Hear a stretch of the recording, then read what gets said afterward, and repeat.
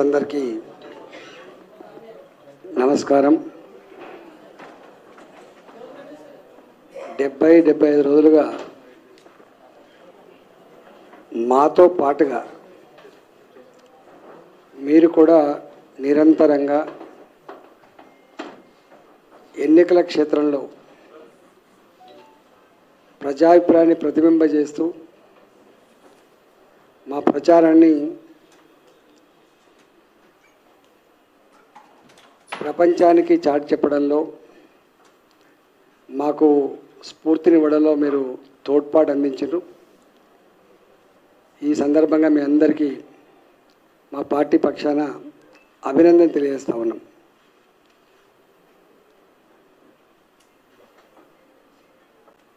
మొన్నటి పార్లమెంట్ ఎన్నికల్లో యావత్ తెలంగాణ ప్రజానీకం అంతా కూడా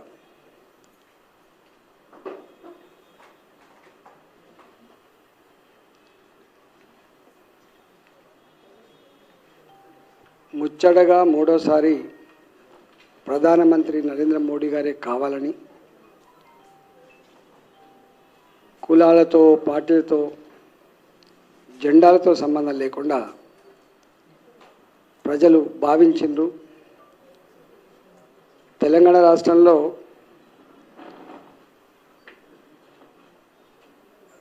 రండి మహేశ్వర్ రెడ్డి గారు, రండి హరీష్,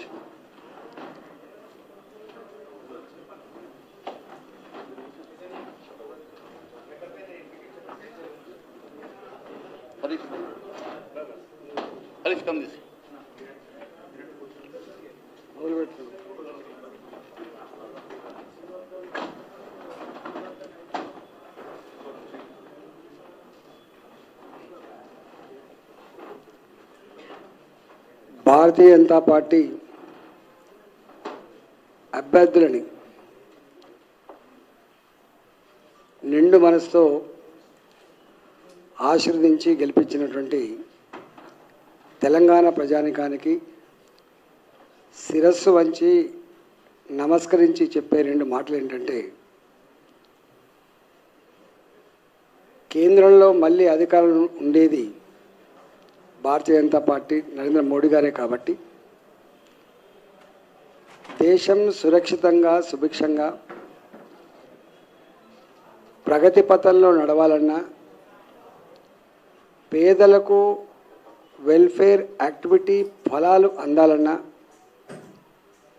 దేశ ప్రజల ఆత్మగౌరవం ప్రపంచ చిత్రపటం మీద ఎగరాలన్నా మోడీ గారికే మా ఓటు.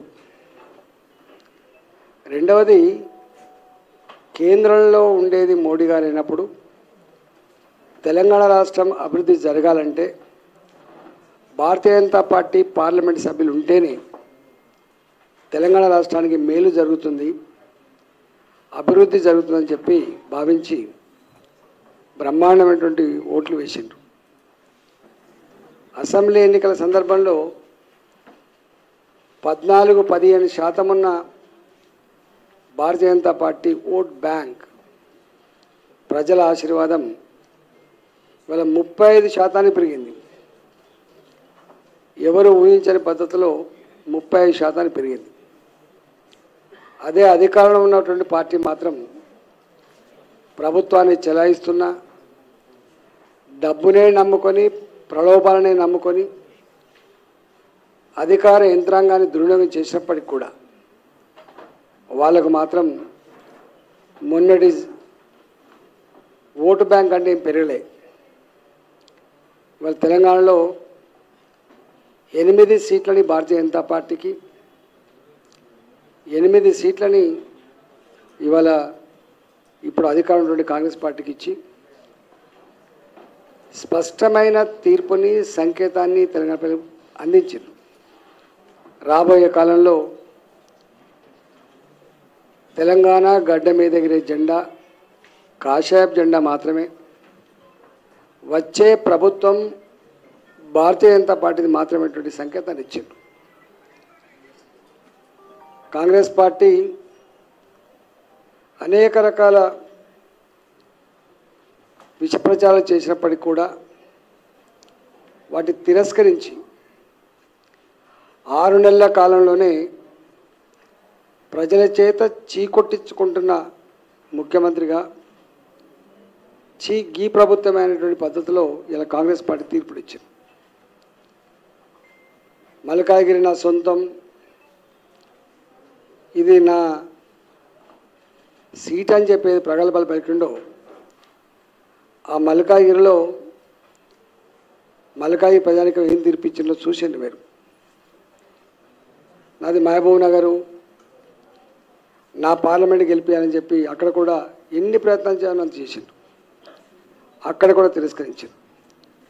ఒక్క మాటలో చెప్పాలంటే ప్రతిష్టాత్మకంగా భావించి కుటుంబ సభ్యులను రంగంలోకి దింపి తనకున్న శక్తినంతా వాడి అధికార దుర్వినియోగం చేసి విష ప్రచారానికి ఎత్తుకొని డబ్బులు ఖర్చు పెట్టిన ఇక్కడ మాత్రం ముఖ్యమంత్రి గారికి భంగపాటు తప్పలే. అందువల్ల మేము చాలాసార్లు చెప్తూ ఉంటాం, ఎప్పుడు కూడా పార్లమెంటు గీ అసెంబ్లీ ఇది మా జాగీర్ అనే పద్ధతిలో, ఈ రాష్ట్రం నా జాగీర్ అనే పద్ధతిలో ఏ పార్టీ చెప్పుకున్నా, ఏ నాయకుడు చెప్పుకున్నా తప్పు. ఈ రాష్ట్రం కానీ, నియోజకవర్గం కానీ, పార్లమెంట్ పరిధి కానీ అది ఎన్నటికీ ప్రజల జాగీరు మాత్రమే. ప్రజలు అనుకుంటే గెలిపిస్తారు, లేకపోతే ఓడగొడతారు, వాళ్ళ చేతిలో ఉంటుంది తప్ప నాయకుడి చేతులను, పార్టీ చేతులను, లేకపోతే డబ్బు చేతిలో, మద్యం చేతిలో ఉండదనేది మరోసారి ప్రూవ్ అయింది. ఇవాళ నిజంగా సంతోషకరమైనటువంటి వార్త ఏంటంటే గెలిచిన భారతీయ జనతా పార్టీ 8 మంది అభ్యర్థులు చాలా అనుభవం కలిగిన వాళ్ళు గెలిచిండ్రు. ఆదిలాబాద్ సంబంధించినటువంటి మా పార్లమెంట్ అభ్యర్థి మాజీ మంత్రిగా రాష్ట్రంలో పనిచేసిండు. 2 సార్లు 3 సార్లు ఎమ్మెల్యేగా ఉన్నాడు, 2 సార్లు పార్లమెంట్ సభ్యుడిగా ఉండే. అంటే అపారమైన అనుభవం కలిగినటువంటి వ్యక్తి నాగేష్ మాజీ మంత్రి గారు ఇవాళ ఆదిలాబాద్లో 1,00,000 ఓట్ల మేరతో గెలిచిండు. ఆయన 99,900 అనుకుంటా 1,00,000 ఓట్ల మేరతో గెలిచిండు. రెండవది నిజామాబాద్లో ధర్మపురి అరవింద్ రెండోసారి ఎంపీ, సిట్టింగ్ ఎంపీ, ఇప్పుడు రెండోసారి ఎంపీగా వారు బ్రహ్మాండమైనటువంటి మెజార్టీతో 1,20,000 మెజార్టీతో గెలిచిండు. అట్లనే పక్కపొంటి కరీంనగర్లో మా బండి సంజయ్ గారు 2,12,000 మెజార్టీతో గెలిచిండు రెండవసారి. ఇటు పక్కకు వస్తే రఘునందన్ గారు మాజీ శాసనసభ్యుడిగా, గతంలో శాసనసభ్యుడిగా, పార్లమెంట్ సభ్యుడిగా పోటీ చేసిన అనుభవం ఉన్నటువంటి వ్యక్తి, వారు కూడా 30,000 పైచిల కోటితో మెదకులో గెలిచిండ్రు. ఆయన కూడా కొత్త కాదు. అట్లనే మల్కాజ్గిరికి వస్తే నా చరిత్ర మీకు తెలుసు. అక్కడ 3,91,650 ఓట్లతో అక్కడ గెలిచింది. ఇటు పక్క మా విశ్వేశ్వరరెడ్డి గారు చేవెలలో, వారు కూడా రెండోసారి పార్లమెంట్ సభ్యుడైండ్రు. 1,75,000 మేరతో గెలిచింది అక్కడ వారు. డీకే రాష్ట్రంలో మంత్రిగా 3 సార్లు ఎమ్మెల్యేగా ఇవాళ మళ్ళీ వారు పార్లమెంట్ సభ్యురాలుగా దాదాపు 3,800 4,000 మేరతో వారు గెలిచిండ్రు. అంటే 8 మంది శాసనసభ్యులు ఎవరైతే గెలిచిండ్రు, కిషన్ రెడ్డి గారు వారైతే 3 సార్లు ఎమ్మెల్యేగా ఉన్నారు. అదేవిధంగా 2 సార్లు ఎంపీగా, మంత్రిగా పనిచేస్తున్నారు వారు. 8 మందికి 8 మంది వీళ్ళందరూ కూడా అపారమైనటువంటి అనుభవం ఉన్నవాళ్ళు. ఈ సందర్భంగా నేను తెలంగాణ ప్రజానీకానికి వినమ్రంగా చేసే విజ్ఞప్తి ఏంటంటే, మేమందరం కొత్తగా ఎన్నికైనటువంటి పార్లమెంట్ సభ్యులం, ప్రజాప్రతినిధులం కాదు. ప్రజాక్షేత్రంలో ప్రజల సమస్యల మీద కొట్లాడిన వాళ్ళం, శాసనసభకో లేదా పార్లమెంటుకో లేదా మంత్రులుగా పనిచేసిన వాళ్ళం. కాబట్టి తెలంగాణ రాష్ట్ర ప్రయోజనాలను, తెలంగాణ ప్రజల అవసరాలను దృష్టిలో పెట్టుకొని కేంద్ర ప్రభుత్వం దగ్గర ఏ అవకాశం ఉన్నా కూడా జార విడుచుకోకుండా ఈ రాష్ట్ర అవసరాలు తీర్చడమే, రాష్ట్ర పురోగమనంలో, అభివృద్ధిలో భాగం పంచుకోవడమే ఎన్నికైన భారతీయ జనతా పార్టీ ఎంపీల యొక్క కర్తవ్యంగా మేము భావిస్తూ ఉన్నాం. మేము ఊర్లు తిరుగుతున్నప్పుడు మాకు వచ్చిన రిప్రజెంటేషన్ ఏవైతున్నాయో దాన్ని తప్పకుండా కేటగరైజ్ చేసుకుంటాం. రాష్ట్ర ప్రభుత్వ పరంగా చేయాల్సినటువంటి ఏంటి, కేంద్ర ప్రభుత్వ పరిధిలో కేంద్ర ప్రభుత్వ అండదండలతో చేసేటువంటి పనులేంటో తప్పకుండా డిమార్కేట్ చేసుకొని, ఒకటి కేంద్ర ప్రభుత్వ పరంగా నేరుగా తెచ్చుకొని డెవలప్ చేసుకుంటాం. రెండోది రాష్ట్ర ప్రభుత్వానికి తప్పకుండా ప్రజల పనులు కాబట్టి, ప్రజా అవసరాలు కాబట్టి, ప్రజాప్రతినిధులు ఎన్నుకోబడ్డం కాబట్టి డెఫినెట్గా రాష్ట్ర ప్రభుత్వ బాధ్యత కూడా నిర్వర్తించడంలో ఎక్కడ విఫలమైతే వాళ్ళ వెంటపడి ఆ పని చేయించే ప్రయత్నం కూడా చేస్తాం. మూడవది, ఇవాళ తెలంగాణ రాష్ట్రంలో మొన్న ఏర్పడ్డ ప్రభుత్వం, రేవంత్ రెడ్డి గారి ప్రభుత్వం అనేక హామీలు ఇచ్చింది. ఇవాళ మేము ప్రతిపక్షంలో ఉన్నాం, బాధ్యత కలిగిన ప్రతిపక్ష పార్టీ హోదా వచ్చింది మాకు. కాబట్టి ఇవాళ దాదాపు 8 మంది పార్లమెంట్ సభ్యులమంటే 30% ఓట్లు అంటే మాకు పెద్ద రెస్పాన్సిబిలిటీ వచ్చింది. కాబట్టి రేవంత్ రెడ్డి గారి ప్రభుత్వం ఏ హామీలైతే ఆనాడు మేనిఫెస్టో రాసిందో, ప్రజాక్షేత్రంలో చెప్పబడ్డావో, 6 నెలలు గడిచిపోయింది. ఒక ఆర్టీసీ బస్సులలో ఉచిత ప్రయాణం తప్ప ఏ ఒక్క సమస్య కూడా పరిష్కారం చేయలేదు. కాబట్టి నా తెలంగాణ మహిళలకి నెలకు గౌరవ భృతి కింద 2500 రూపాయలు కావచ్చు, పేదలకు ఇండ్లు కట్టించే డబుల్ బెడ్రూమ్ కట్టించే కార్యక్రమం కావచ్చు, మా నిరుద్యోగ యువతకి 4000 రూపాయల భృతి కావచ్చు, చదువుకున్న ఆడపిల్లలకి స్కూటీలు కావచ్చు, నా రైతాంగానికి 2 లక్షల రూపాయల రుణమాఫీ కావచ్చు, రైతులు పండించిన పంటకు 500 రూపాయల వాళ్ళకి బోనస్ కావచ్చు, ఇవాళ కళ్యాణ లక్ష్మి 1,00,000 రూపాయలతో పాటుగా తులం బంగారం ఇచ్చే కార్యక్రమం కావచ్చు, కొత్త వాళ్లకు పెన్షన్లు కావచ్చు, పెన్షన్ 2000 నుంచి 4000 రూపాయలు పెంచేది కావచ్చు, సకలాంగులకు 4000 రూపాయల పెన్షన్ నుంచి 6000 రూపాయల పెన్షన్ కావచ్చు. ఇట్లా 6 గ్యారంటీల పేరిట, 66 హామీల పేరిట 420 రకాల పనులు చేస్తామని చెప్పి హామీ ఇచ్చింది. కాబట్టి ప్రజల మధ్యలో, ప్రజాక్షేత్రంలో ఈ సమస్య ఈ హామీలన్నీ కూడా అమలు కోసం ప్రజలతో పాటుగా ఇవాళ ప్రభుత్వం మీద ఒత్తిడి తెస్తాం, అవసరమైతే పోరాటం చేస్తాం. ఆ సమస్యల పరిష్కారం కూడా మేము ఉంటామని చెప్పి ప్రజలకు హామీ ఇస్తా ఉన్నాం.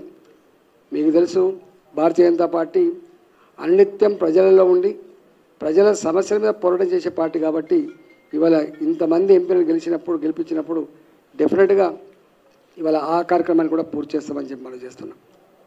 మూడవది, ఈ దేశంలో మొదటి నుంచి కూడా 1952 మొట్టమొదటి సార్వత్రిక ఎన్నికలు జరిగినప్పటి నుంచి ఇప్పటి వరకు ఒక జవహర్లాల్ నెహ్రూ తప్ప ఎవరు కూడా మూడోసారి ఎన్నిక కాలే. ఇవాళ మళ్ళీ ఆ ఘనత నరేంద్ర మోడీ గారికి మాత్రమే దక్కింది. ఆనాడేమో ఈ దేశంలో పెద్ద పార్టీలు లేవు, స్వతంత్రాన్ని తెచ్చిన పార్టీగా ఛాంపియన్ పొంది ఇవాళ ఆ లెగసీలో భాగంగా కాంగ్రెస్ పార్టీకి నెహ్రూ గారు 1952, 57, 62 మూడోసారి కూడా వారు ఎన్నికయ్యారు. 64లో వారు పరమపదించారు. కానీ ఇవాళ మోడీ గారికి ఏ లెగసీ లేకుండా సంకీర్ణ రాజకీయాలు దేశాన్ని నడుపుతున్నటువంటి ఈ రోజులల్లో ఒక టర్మ్ ఉంటే ఇంకో ఇంకొక ప్రభుత్వాన్ని ఎన్నుకుంటున్న ఈ రోజులలో 10 ఏళ్ళు గడితే ముఖం మొత్తి ఇక వద్దుపో అంటున్న ఈ సందర్భంలో ఇవాళ మూడవసారి ముచ్చటగా మళ్ళీ నరేంద్ర మోడీ గారి నాయకత్వంలో 296 సీట్లతో మాతో పాటుగా 2 పార్ట్నర్స్ అలయన్స్ తోటి ఇవాళ మళ్ళీ మూడోసారి ముచ్చటగా ప్రధానమంత్రి కాబోతున్నటువంటి సందర్భం మనం చూస్తూ ఉన్నాం. కాబట్టి ఇలా తెలంగాణ ప్రజానీకానికి ఏ నమ్మకం, ఏ విశ్వాసం మా మీద పెట్టుకున్నారో ఆ విశ్వాసాన్ని, ఆ నమ్మకాన్ని ఎక్కడ కూడా వమ్ము చేయకుండా అనునిత్యం మీకు అందుబాటులో ఉండి మాకు ఇచ్చినటువంటి ఈ పదవిని అలంకారం కోసం కాకుండా నోట్లో నాలుకలాగా ఉండి మీతో ఉండి మీ సమస్యల పరిష్కారంలో మమ్మల్ని ఎన్నుకున్న నియోజకవర్గాల అభివృద్ధిలో, తెలంగాణ రాష్ట్ర అభివృద్ధిలో మేమందరం కలిసికట్టుగా భాగం పంచుకుంటాం, మీతో మంచి పేరు తెచ్చుకుంటామని చెప్పి ఈ సందర్భంగా మనవి చేస్తూ నమస్కారం.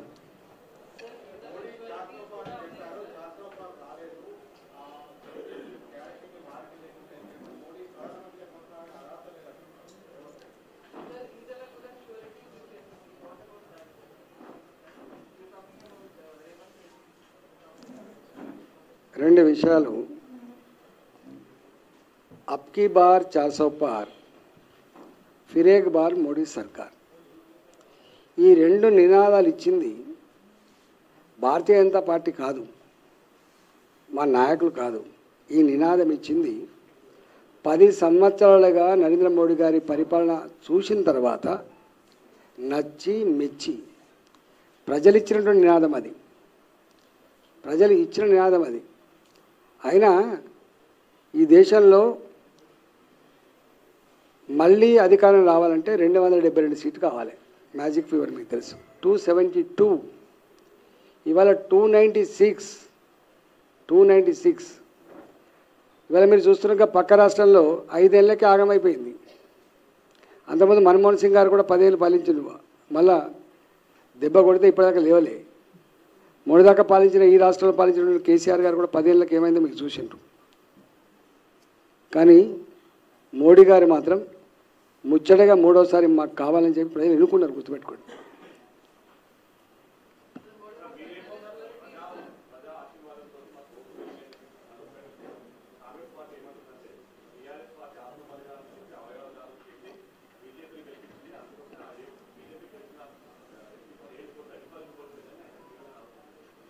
ఒక మాట చెప్పన్నా, నాకు తెలిసి ఖమ్మం, మహబూబాద్ ఈ 2 జాగాలు తప్ప మిగతా అన్ని జాగాలలో గెలిచినాం లేదా మేము సెకండ్ ప్లేస్లో ఉన్నాం.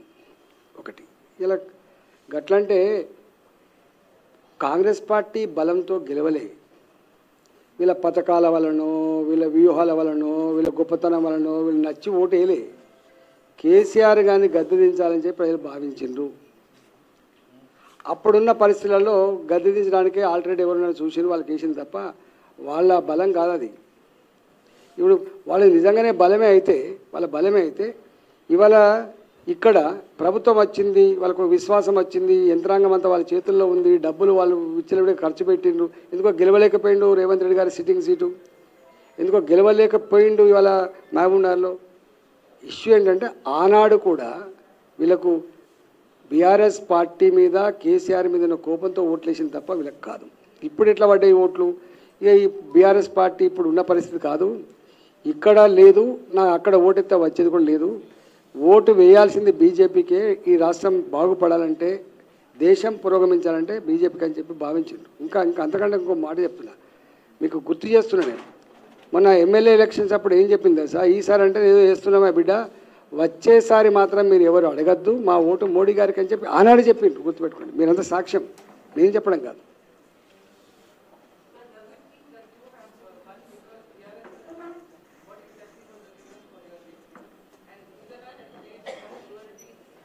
ఎస్, మా విజయానికి 2 కారణాలు, మా విజయానికి 2 కారణాలు. రేపటి ఈ రాష్ట్రంలో ఈ రాష్ట్రాన్ని నడిపే బాధ్యత మీదే అని చెప్పి ప్రజలు చెప్తున్నారు. మీ చేతిలోనే ఉంటే ఈ స్కాములు లేని, ఈ తలదించుకునే పరిస్థితి లేని, ప్రజలు నచ్చే మెచ్చే పరిపాలన వస్తుందని చెప్పి ఆశిస్తుంది. దానికి సంకేతం. రెండో మాట ఏంటంటే దేశంలో కూడా మీరు చూస్తున్నారు ఎన్ని మార్పులు వచ్చినాయండి. ఒకప్పుడు హైదరాబాద్ టెర్రరిస్టులకు అడ్డా, స్లీపర్ సెల్స్ అన్నీ కూడా ఎక్కడుంటాయో ఆందోళనకరంగా ఉంది. బయటికి పోయిన మనిషి తిరిగి వస్తున్నాడు అనే పరిస్థితి మనం కళ్ళారా చూసినాం. ఇక్కడే సాయిబాబా గుడి దగ్గర బాంబుల పేలులలో తెగిపడ్డ కంటాలని మనం కళ్ళారా చూసినాం. కుటుంబ సభ్యులతో పోయి గోకుల్ చాట్ దగ్గర తిందామంటే పేలిన బాంబుల్లో చిందిన రక్తాన్ని చూసినాం. మనం కిలకిల రాగాలతో ఆడుకునేటువంటి పిల్లలు లుంబిని పార్కులో ఏమైందో మీరు చూసిండ్రు. దిల్సుఖ్ నగర్లో పొట్ట పనిచేస్తే తప్ప పొట్టనేటువంటి వాళ్ళు హడావిడిలో ఉంటే బాంబులు పేర్లు ఎంతమంది చనిపోయినా మీరు చూసిండ్రు. నో, ఇవాళ బాంబుల మూతలు లేవు, తుపాకీ శబ్దాలు లేవు. ఇవాళ ఇలా జై నినాదాలతో ఉండేటువంటి పాకిస్తాన్, జమ్మూ అండ్ కాశ్మీర్లో ఖలిస్తాన్ ఉద్యమం, పంజాబ్లో, నార్త్ ఈస్ట్ స్టేట్స్లో బోడో ఉద్యమం, నాగా ఉద్యమం ఇవాళ లేవు. ఒక్క మాటలో చెప్పాలంటే భారతదేశంలో శాంతి, భారతదేశంలో ఒక భరోసా నెలకొన్నది మోడీ గారి హయాంలో. రెండవది, ఒకప్పుడు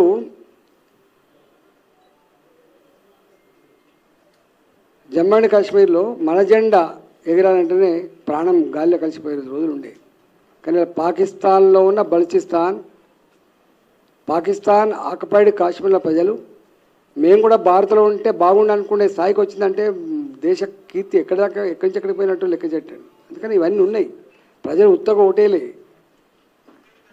నేను చాలాసార్లు ఉపన్యాసం చెప్పిన 12 ఎన్ని పార్టీలు ఎంతమంది ప్రధానమంత్రులు ఎంతమంది ముఖ్యమంత్రులు మారినా గ్రామీణ ప్రాంతాల్లో మహిళలకు బహిర్భూమి టాయిలెట్ లేవు. గా దుస్థితి ఈ దేశంలో మోడీ గారు వచ్చేంతవరకు. స్వచ్ఛ భారత్ కింద 12 కోట్ల పేదల ఇళ్లలో టాయిలెట్ కట్టించి ఆ పేద మహిళల గౌరవాన్ని కాపాడిన బిడ్డ మోడీ గారు, గుర్తుపెట్టుకోండి. ఇవాళ డిజిటల్ ట్రాన్సాక్షన్స్ ఈ దేశంలో అమలు కావడానికి అమెరికా లాంటి చదువుకున్న ఎదిగిన దేశంలో డిజిటల్ ట్రాన్సాక్షన్ అమలు కావడానికి 10 years పడితే మోడీ గారి నాయకత్వంలో ఈ దేశంలో చదువు రాని మా జామకాయలు అమ్ముకునే, మా కూరగాయలు అమ్ముకునే ఎక్కడికి పోయినాను డిజిటల్ ట్రాన్సాక్షన్ బోర్డు ఉంటుంది, గుర్తుపెట్టుకోండి. 3 ఏళ్ళలో అమలు చేసింది. అనేకం ఉన్నాయి. 4 కోట్ల పేదలకు ఇళ్ళు కట్టించిన ఘనత మోడీ గారిది. కరోనా వస్తే అతి తక్కువ కాలంలో వ్యాక్సిన్ ఉత్పత్తి చేసి మన దేశ ప్రజలకు ఇవ్వడమే కాకుండా ఇతర దేశాలకు కూడా ఇచ్చి శభాష్ అనుకున్న దేశం భారతదేశం. అందుకనే పోలిక లేదు వాళ్ళకి ఇప్పుడు. ఇవన్నీ ప్రజల హృదయాల్లో ఉన్నాయి. అందుకని దేశంలో మోడీ గారి ఈ 10 సంవత్సరాల పరిపాలన చూసిన తర్వాత ఇవాళ మనం ప్రయాణం చేస్తున్న 120 కిలోమీటర్ల రైలు రోడ్ల వేగం, ఇవాళ చెర్లపల్లిలో, సికింద్రాబాద్లో, కాచిగూడలో, ఇక్కడ నాంపల్లిలో కడుతున్న మోడ్రన్ ఈవెన్ ఎయిర్పోర్ట్ల కంటే కూడా గొప్పగా ఉన్నటువంటి రైల్వే స్టేషన్లు. మీరు ఒకప్పుడు రైల్వే స్టేషన్ పోతే దుర్గంధం ఉండేది, ముక్కు మూసుకొని పోవాలి. ఎలుకలు, పందికొక్కులు, ఈ దోమలు, మలమూత్రాలు ఇవాళ ఉన్నాయా? మీరు చూడండి ఒకసారి. కంపు కొట్టే రైళ్ళు, ఇలా వందే భారత్ రైళ్ళు వచ్చినాయి. ఏం పోలుస్తావు వాళ్ళకి వీళ్ళకి? ఒకప్పుడు ఈ దేశంలో 3 all India institute of medical sciences ఉండే, ఇవాళ 16 ఎక్స్ట్రా వచ్చినాయి. నక్కకు నాగలోకానికి తేడా. మోడీ గారు బాయ్తో రాలే. మోడీ గారు ఈ దేశాన్ని సమగ్రంగా అర్థం చేసుకొని ప్రపంచంలో ఇది ఒక 3rd వరల్డ్ కంట్రీ, పేద దేశంగా నలిగిపోతున్నది, దీన్ని గొప్పగా దాన్ని అభివృద్ధి చేయాలని చెప్పి సంకల్పించి ఇవాళ ఎన్ని వేల కిలోమీటర్ జాతీయ రహదారులు వేసిండ్రు, ఎన్ని రైల్వే స్టేషన్ కడుతున్నారు, ఎన్ని కొత్త రైళ్ళు వస్తున్నాయి, ఎన్ని ఎయిర్పోర్ట్లు వస్తూ ఉన్నాయి, ఎన్ని all India institute of medical science వస్తూ ఉన్నాయి. అసలు పోలికుందా అండి? అందుకని ప్రజలు మళ్ళీ ప్రధానమంత్రిగా మోడీ గారు ఉంటేనే డెవలప్మెంట్ ఉంటుంది. అన్నిటికీ మిక్కిలి భారత సగటు పౌరుడు అమెరికాలో బతకబడానికి పోయినా, లండన్ పోయినా, యూరోప్ పోయినా, దుబాయ్ పోయినా ఆమె ఇండియన్ అని గల్లెగిరేసి చెప్పే స్థాయికి వచ్చింది మోడీ గారు ఆయనలో. అది వెలగట్టలేనిది. ఎస్, అరే నేనేమంటున్నా, అందుకనే ఈ దేశంలో ఒకసారి అధికారంకి వస్తే మళ్ళీ మార్పు కోరుకుంటారు ప్రజలు, మళ్ళీ మార్పు కోరుకుంటారు. అలాంటి దేశం ఇక్కడేముందో అక్కడే ఉంది. కానీ 2 సార్లు అధికారం వచ్చిన తర్వాత కూడా 3వసారి మళ్ళీ మోడీ గారు కోరుకున్నాను. ఇక్కడ ఎందుకు మారిపోయింది అంటున్నాను? నువ్వేనా నిజంగా 240 సీట్లు వస్తున్నావు, 30 సీట్లు వస్తున్నావు వేరు. ఇవాళ మీకు తెలుసు, అరే కొన్ని తగ్గుతాయి అట్లాంటిగా. మొన్న ఒరిస్సా ఉంది, ఒరిస్సాలో గవర్నమెంట్ వచ్చింది. ఆఫ్టర్ 20 years ఒరిస్సాలో బీజేపీ గవర్నమెంట్ వచ్చింది. ఇవాళ తెలంగాణ 4 సీట్ల పైన 8 సీట్లు వచ్చినాయి. ఇవాళ ఆంధ్రప్రదేశ్ మీరు చూసిన పక్కగా ఉన్న ఆంధ్రప్రదేశ్లో ఇవాళ Bharatiya Janata party, Pawan Kalyan party, Telugu Desam party అలయన్స్లో బాగా కొట్లాడినాం కదా. 3 జెండాలు 3 కళవేసి కొట్లాడినాం. పక్క రాష్ట్రంలో ఏమైంది మీరు చూస్తలేరా? ఎక్కడ పోయింది? నేను అందుకనే మీకు ఎక్కడన్నా మీరు కొంత కన్ఫ్యూజ్ అవుతున్నట్టు కనబడుతుంది. మీరు సరిగా విజువలైజ్ చేసుకోవడంలో, అర్థం చేసుకోవడంలో ఎక్కడైనా తక్కువ ఉన్నట్టు అనిపిస్తుంది. అరే ప్రజలు ఇచ్చిన నినాదం, ఎస్ తప్పకుండా ఇచ్చినాం. ప్రజలు ఇచ్చిన నినాదం అది, గుర్తుపెట్టుకోండి. ఎక్కడ చేయదు, రాముని పేరు మీద చేయలే. మేము నిర్మాణమైన నేషనల్ హైవేస్ మీద మాట్లాడినాం, పేదలకు ఇచ్చే 5 కిలోల బియ్యం గురించి మాట్లాడినాం, కట్టిన 4 కోట్ల ఇళ్ళ గురించి మాట్లాడినాం, పేదలకు ఇంతకుముందు చెప్పిన టాయిలెట్ల గురించి మాట్లాడినాం, స్వచ్ఛ భారత్ గురించి మాట్లాడినాం, అభివృద్ధి గురించి మాట్లాడినాం, ప్రపంచ చిత్రపటం మీద భారత జాతి కీర్తి ఎగురుతున్న తీరు గురించి మాట్లాడినాం, దాని గురించి మాట్లాడినాం మేము. అదొక పార్ట్. భారత ప్రజల సంస్కృతి సాంప్రదాయాల కాపాడే కర్తవ్యం కూడా భారతీయ జనతా పార్టీకి ఉందని చెప్పినాం. ఇప్పుడు ప్రభుత్వం అంటే రోడ్లు వేసేది బంగ్లా కట్టేది కాదు. ప్రభుత్వం అంటే ప్రజల విశ్వాసాలని కాపాడే బాధ్యత కూడా ఉంటుందనే విషయం మీరు మర్చిపోకండి. ఆనాడు కేవలం అప్పీజ్మెంట్ పాలసీలో భాగంగా ఓట్ల కోసం సీట్ల కోసం కక్కుర్తిపడి భారత జాతి సంస్కృతిని మట్టగలిపిండ్రు. కానీ మోడీ గారు మాత్రం ఇలా అభివృద్ధి ఎంత ముఖ్యమో ప్రజల సంస్కృతి సాంప్రదాయాలు కూడా అంతే ముఖ్యమని చెప్పి కాపాడిన బిడ్డ. మనది మనం తెచ్చుకున్నాం, వాళ్ళని మనం తెచ్చుకోలేదు. ఎట్లా అంటే వెకిలి మాటలు అవి, గివే మాటలు అంటే వెకిలి మాట. ఇప్పుడు ఒక మాట చెప్తాను. ఒక్కొక్క మాట. ఇప్పుడు మహారాష్ట్రలో భారతీయ జనతా పార్టీ శివసేన పార్టీ అలయన్స్లో బాగా పోటీ చేసినా లేదా? ధర్మం ఏంది? ఎన్నికల ముందు కలిసి పోటీ చేసినాయి. వాళ్ళని ఎక్కడనో రెచ్చగొట్టిండ్రు, తీసుకుపోయిండ్రు. కాంగ్రెస్ పార్టీ కలిసి అధికారం నడుస్తారు. శివసేన యొక్క ఫిలాసఫీ ఏందో మీకెరక, శివసేన యొక్క మూల ఫిలాసఫీ ఏందో మీకెరక. కానీ చేసింది ఆ పార్టీలో ఉంటున్న ఎమ్మెల్యే తిరుగుబాటు చేసి మా మా మా మా ఫిలాసఫీ ఇది కాదు, మా ఫిలాసఫీ బీజేపీతో ఫిలాసఫీ అని చెప్పి వచ్చారు. ఇవాళ బాబు గారు భారతీయ జనతా పార్టీతో అలయన్స్ పెట్టుకొని ఎన్నికలు కొట్లాడినాం. బాబు గారి ఇంటికి పోతున్నాం, గిదా ఈ లాలుచి ఇదా పని. బాబు గారి ఇంటికి పోతున్నాం, పోతావా? బీహార్లో ఉన్నటువంటి వాళ్ళ ఇంటికి పోతారా? రండి అన్న, ఒక కుర్చీ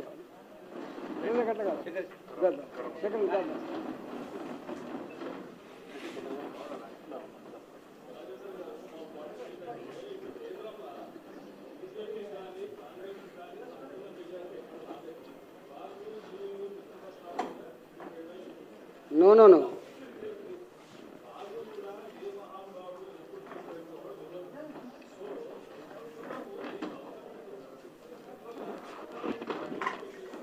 అసలు మీరు ఒక మాట, ఎన్నికల తర్వాత అవగాహనతో కూడిన పొత్తు కాదు.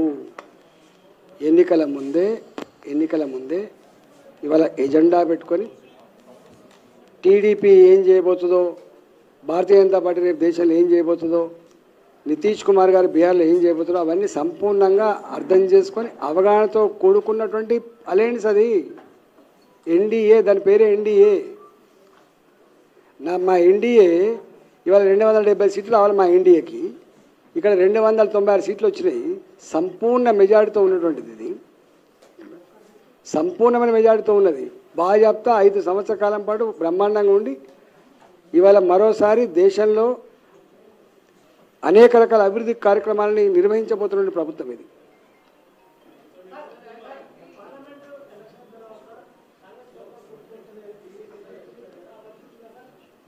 మేమల్ని ఎక్కడ వాళ్ళంతటా వాళ్ళు కుట్టాడబెట్టుకొని పాలించే సత్తా లేకపోతే వాళ్ళు పోతే మేము చెప్పలేము. మా పని ఆనండి అది. మేము ఏమనుకుంటున్నాం, నేను ఇదే వేదిక మేము చెప్పిన, మొన్న ప్రజల చేత ఎన్నుకోబడ్డ కాంగ్రెస్ ప్రభుత్వం 5 ఏళ్ళు ఇచ్చిన హామీలన్నీ కూడా అమలు చేసి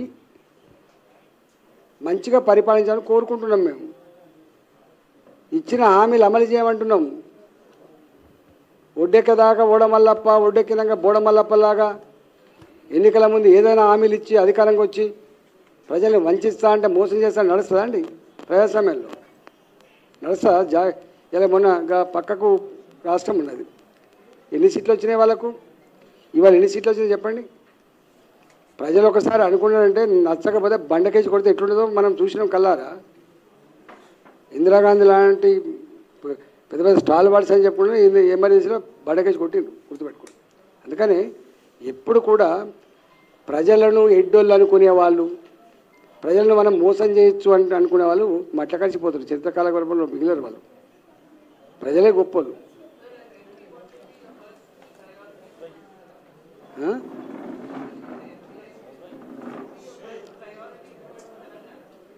మా ప్రయారిటీ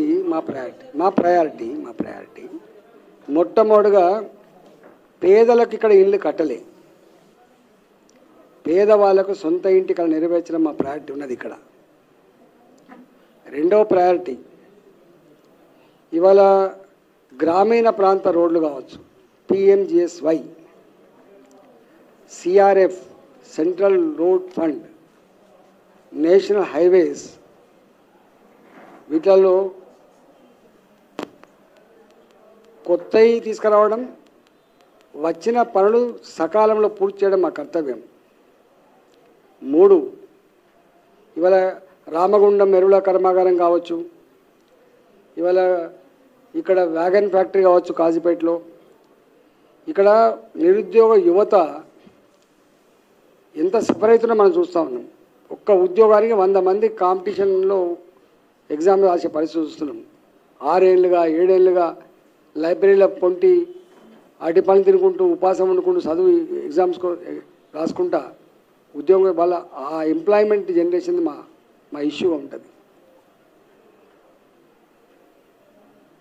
4వది ఇక్కడ ఇన్ఫ్రాస్ట్రక్చర్ మనం చూస్తున్న ఇప్పటికి కూడా ఇవాళ గ్రామీణ ప్రాంతాలు జరిగేటువంటి డెవలప్మెంట్ మీరు బయటికి ప్రచారం అవుతలే కానీ కట్టిన గ్రామ పంచాయతీ భవనాలు, కట్టిన మహిళా సంఘ భవనాలు, మనం నడుస్తున్న సిమెంట్ రోడ్లు, పారుతున్న మురికి కాలువలు, పెరుగుతున్న పచ్చడి చెట్లు, వెలుగుతున్న లైట్లు, తడి చెత్త పొడి చెత్త షెడ్లు, ఇవాళ శ్మశాన వాడికలు, ఇవన్నీ కేంద్ర ప్రభుత్వం ద్వారా వచ్చే నిధులతోటే అభివృద్ధి అవుతున్నది, మర్చిపోతున్నది. చివరికి గ్రామ పంచాయతీలలో పనిచేసే సిబ్బందికి కూడా జీతాలు ఇవ్వలేని పరిస్థితిలో ఉంటే ఇవాళ పర్ క్యాపిటల్ ఇన్కమ్ వస్తే డెవలప్మెంట్ అవుతుంది. గుర్తుపెట్టుకోండి, ఇవాళ కేంద్ర ప్రభుత్వం యొక్క బాధ్యత ఎక్కడి దాకా పెరిగిందో చూడండి. ఇలా స్మార్ట్ సిటీల కింద, అమృత నగరాల కింద ఇవాళ 1000 కోట్ల రూపాయలు ఇస్తేనే ఇలా ఇక్కడ డెవలప్మెంట్ వస్తుంది. గుర్తుపెట్టుకోండి, లేకపోతే మున్సిపాలిటీలకు కార్మికులకు జీతాలు ఇచ్చే పరిస్థితి లేదు. ఇవన్నీ కూడా రేపు మా బాధ్యత ఉంటుంది. రాష్ట్ర ప్రభుత్వమే అయినప్పటికీ కూడా, రాష్ట్రంలో మా ప్రభుత్వం లేకపోయినప్పటికీ కూడా తెలంగాణ ప్రజల క్షేమమే మా ధ్యేయం కాబట్టి, తెలంగాణ అభివృద్ధే మా భారతీయ జనతా పార్టీ ఎజెండా కాబట్టి మేము అంత సంకుచితంగా ఉండం. వీళ్ళకి పేరు వస్తుందా వాళ్ళకి పేరు వస్తుందా కాదు, తెస్తాం బాధ్యత.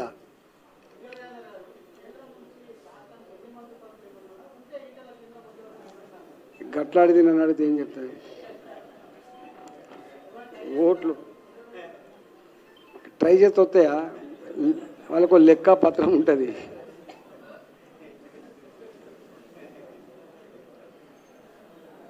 ఓకేనా?